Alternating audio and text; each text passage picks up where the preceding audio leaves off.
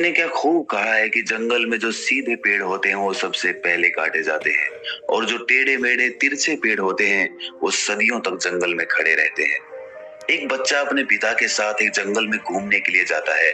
वो दूर से देखता है कि एक शेर एक हिरन का शिकार कर रहा था। उस बच्चे के मन में ये दृश्य देखकर एक करुणा का भाव उदय होता है। वो अपने पिता से कहता है कि पिताजी, ये हिरन तो कमजोर है और वो शेर उसको खा रहा है, हमें उस हिरन को बचाना चाहिए। ये सुनकर पिता कहते हैं, लेकिन वो शेर भी तो भूखा है, अगर तुम हिरन को बचाओगे तो तुम शेर के लिए बुरे बन जाओगे। तो इस परिस्थिति में तुम क्या कर सकते हो? अब ये बात हम सब के लिए सोचने की है कि एक जगह जहां हम किसी का फायदा कर रहे होते हैं, दूसरी जगह किसी का नुकसान कर रहे होते हैं। जैसे एक सिक्के के दो पहलू होते हैं, उसी तरह अच्छाई और बुराई के भी दो पहलू होते हैं। तो सवाल ये है कि किसी आदमी को कोई अच्छा काम करना है, अच्छा बनना है, तो वो किस तरह का काम करे जो किसी को आहत ना पहुंचाए। तो आज की जो कहानी मैं आपको सुनाने वाला हूं, उसमें आपको कर्मों का पूरा ज्ञान मिलेगा कि असल में कर्म क्या है और कर्म, अच्छे कर्म क्या होते हैं। इससे पहले कि आप इस कहानी में खो जाएं, इस चैनल को सब्सक्राइब जरूर कर लें। तो चलिए कहानी शुरू करते हैं। बात उस समय की है जब गुरुकुल में शिक्षाएं हुआ करती थी। मतलब गुरुकुल में बच्चे सीखने के लिए जाते थे, वहीं पर रहते थे, वहीं पर प्रकृति का आनंद लेते थे और वहीं पर अपनी शिक्षाएं ग्रहण करते थे। ऐसे ही वेणुवन गांव का मोहन नाम का युवक गुरुकुल में पढ़ाई करने के लिए जाता है। उसके माता पिता उसे बचपन में ही उस गुरुकुल में भेज देते हैं। गुरुकुल में जाने के बाद बहुत सालों तक वो अपने सहपाठियों के साथ बहुत अच्छी अच्छी शिक्षाएं ग्रहण करता है। उसे वहां पर जीवन के सिद्धांत सिखाए जाते हैं। उनमें से एक सिद्धांत ये सिखाया जाता है कि हमेशा भलाई का काम करो, अच्छा काम करो, सबकी मदद करो। ये ज्ञान मोहन के दिमाग में बहुत गहरे से बैठ गया था। इसीलिए जब वो वापस गुरुकुल से अपनी शिक्षा ग्रहण करके आया तो वो अपने गांव में सबकी मदद करता था, हर किसी का काम करता था। कोई भी युवक उससे कोई काम करने के लिए कहता तो वो मना नहीं करता था। लेकिन जैसे जैसे समय बीतता गया, एक दिन उसने अपने कानों से छुपकर सुना कि गांव के कुछ युवक उसका मजाक बना रहे हैं। वो सब कह रहे हैं कि वो तो फायदा उठाने के लिए है, उसके तो मजे लो, उसका लाभ उठाओ जितना हो सके। वो किसी के काम को मना नहीं करता, वो दूसरों का काम करने के लिए अपना काम भी छोड़ देता है। बताओ कितना मूर्ख है। ये सुनने के बाद मोहन के कानों में खून उतर आया। वो निष्पक्ष भाव से सबकी मदद करता था, सच्चे दिल से करता था, लेकिन बदले में उसे क्या मिला, ये सुनकर उसका दिल सहम गया और उसने मन ही मन में निश्चय किया कि आज के बाद वो किसी की भी मदद नहीं करेगा। और अब मोहन गांव का ऐसा युवक बन चुका था जो किसी की मदद नहीं करता था। चाहे कोई कितनी भी परेशानी में क्यों ना हो, मोहन को कोई फर्क नहीं पड़ता था। मोहन का ये बदलाव देखकर सब गांव वाले आश्चर्यचकित रह गए। कल तक जो दया का सागर था, इतना दयालु था, कुछ ही समय में इतना निर्दयी बन गया। ये देखकर मोहन के माता पिता को भी उसकी बहुत चिंता हुई।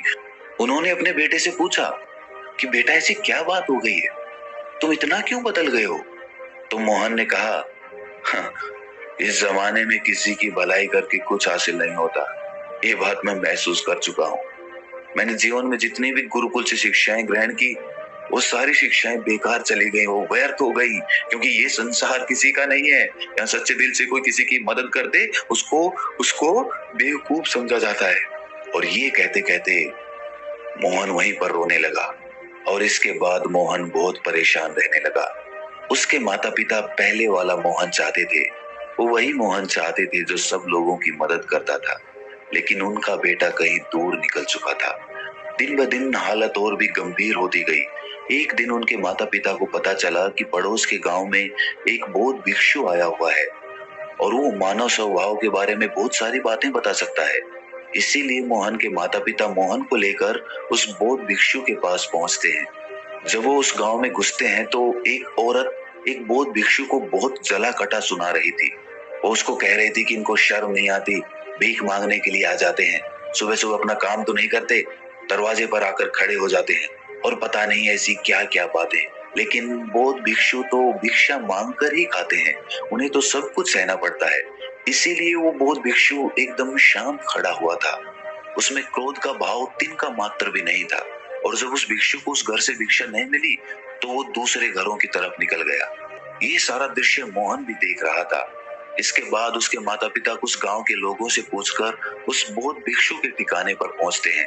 वहां पर पहुंचकर वो देखते हैं कि ये वही भिक्षु था जो गांव से भिक्षा मांगकर वापस लौट आया था, जो गांव में भिक्षा मांग रहा था और जिसे वो औरत जली कटी सुना रही थी। उसे देखने के बाद मोहन और उसके माता पिता ने उसे प्रणाम किया और वो वहीं पर बैठ गए। उसके बाद मोहन के माता पिता ने सारी परिस्थिति उसे बयां कर दी।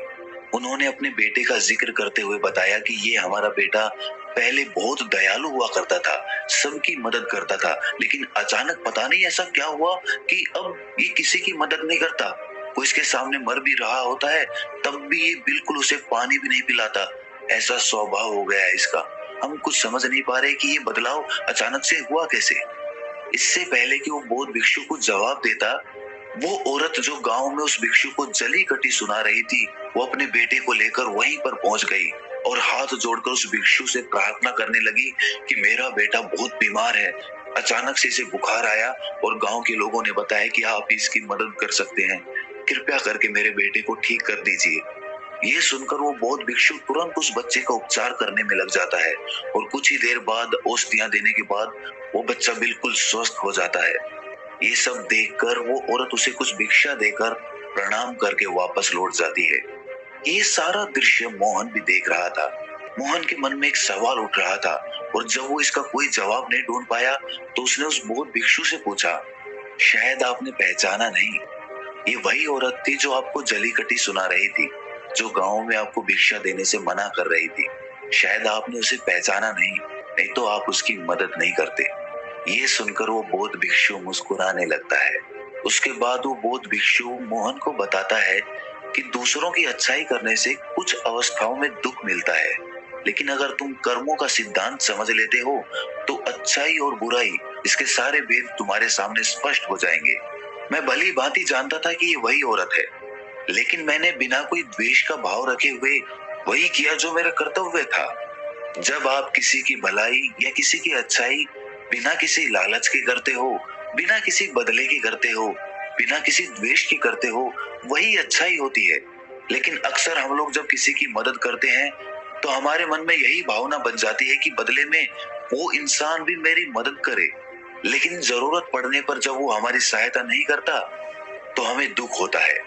इसीलिए किसी भी इंसान के साथ बिना कुछ पाने के भाव से उसका भला करो और उतना ही भला करो जितना तुम्हारा सामर्थ्य हो, मतलब तुम्हारी आर्थिक और शारीरिक क्षमता के हिसाब से, ताकि कल को अगर वो इंसान तुम्हारे साथ पूरा व्यवहार भी करे तो तुम्हें उसका खेद ना हो, उसका पश्चाताप ना हो कि मैंने तो इसके लिए इतना कुछ कर दिया और ये मेरे साथ अब ऐसा व्यवहार कर रहा है। इसीलिए किसी का उतना ही भला करो जिससे तुम आहत ना हो। दूसरी बात, किसी दूसरे परिवार के झगड़े के बीच में तुम कभी मत पड़ना। अगर कोई पति पत्नी आपस में लड़ रहे हैं और वो पति अपनी पत्नी को पीट रहा है और तुम उसे बचाने के लिए पहुंच जाते हो कि तुम भाई औरत को क्यों पीट रहे हो, तो ऐसा करना तुमको संकट में डाल सकता है, क्योंकि वही औरत जिसकी तुम मदद करने के लिए गए हो वो ये कह सकती है कि ये हमारी आपस की बात है, तुम्हें इससे क्या लेना देना, और इसका तुम्हारे पास कोई जवाब नहीं होगा। इसीलिए दूसरे के फटे में कभी टांग मत अड़ाना। अगर ऐसी स्थिति कभी पैदा हो जाए, कोई तुमसे मदद मांगे तो दरबारियों तक खबर पहुंचा दो, अदालत उसका फैसला करेगी। तीसरी बात, अपने विवेक का इस्तेमाल करो। अपनी आंखें खोलकर देखो कि किसे वास्तविक रूप से मदद की जरूरत है और कौन ढोंग कर रहा है, क्योंकि अक्सर लोग दया का पात्र होने का दिखावा करके आपको बेवकूफ बनाकर आपसे मदद ले लेते हैं। जैसे कि आज के युग में हम बहुत सारी जगहों पर देखते हैं, बस अड्डों पर, रेलवे स्टेशन पे, कि बहुत सारे छोटे छोटे बच्चे भीख मांगते रहते हैं। अब उसमें दो स्थितियां पैदा होती है। अगर आप उनको भीख देते हो तो आप भीख मांगने को बढ़ावा देते हो, और अगर भीख नहीं देते हो तो वो बच्चा शायद आज खाना भी ना खा पाए। इसीलिए ऐसी स्थिति में आपको अपने विवेक का इस्तेमाल करना चाहिए। आप उसको पैसे देने की बजाय खाना खिला सकते हो या कुछ किताबें दिला सकते हो। इसीलिए सही तरीके से मदद करने के लिए विवेक का होना बहुत जरूरी है, वरना तो आपके धन का दुरुपयोग ही होगा। और एक बात जो समझने की है कि किसी की भलाई करनी है तो खुद की भलाई करो, क्योंकि अगर तुम खुद जीवंत हो गए, अगर तुम खुद बदल गए तो पूरा जमाना अपने आप ही बदल जाएगा। इसीलिए कहीं आपने अपने मन में ये भ्रम तो नहीं बना रखा है कि मैं तो अच्छा इंसान हूँ और मैं दूसरों की मदद करता हूँ, तो वो तुम्हारा अहंकार का रूप है। इंसान कभी भी आखिर तक पूर्ण नहीं होता, और जो अपने आप को पूर्ण समझ रहा है वो धोखे में है। इसीलिए दूसरों को बदलने की बजाय खुद को बदलने पर ध्यान दे, और इसके लिए आपको भीड़ में भी अकेला रहना सीखना होगा। आप सबके साथ हैं, सब में उपस्थित हैं, लेकिन अंदर से आप एकांत हैं, अंदर से आप शांत हैं, अंदर से आप मौन हैं। जब आप अपने एकांत को देख लेते हैं तो आपकी अंतर यात्रा चालू हो जाती है। अपने अंदर के एकांत का आनंद उठाने के लिए आपको ध्यान में उतरना होगा। आपको रोजमर्रा की जिंदगी में ध्यान को एक हिस्सा बनाना होगा, ध्यान को वक्त देना होगा। उसके बाद आप पाएंगे कि आपके अंदर के एकांत के समान आनंद इस दुनिया के किसी भोग में नहीं है, किसी वस्तु में नहीं है, किसी वासना में नहीं है। नदी के किनारे पड़ा हुआ छोटा सा पत्थर भी उस नदी के बहाव से कट कट कर बहुत मुलायम हो जाता है, उसमें कोई दरार, कोई कोना नहीं बचता। उसी तरह ध्यान के निरंतर भाव में बहने से उसी तरह निर्मल हो जाता है, जिसके बाद हम किसी भी चीज को महसूस कर सकते हैं, जिसके बाद हम वर्तमान का मतलब समझते हैं, जिसके बाद हमारे अंदर करुणा का उदय होता है, वो करुणा जो किसी विषय वस्तु से नहीं जुड़ी हुई। इसीलिए दोस्तों, आज से ही अपनी अंतर यात्रा चालू कर दें, अपने जीवन के आनंद को पहचाने, क्योंकि इंसान की जिंदगी बहुत छोटी होती है, पता नहीं कब आखिरी सांस आ जाए। तो जीवन के जो पल बचे हैं उन्हें उस परमानंद में बिताओ।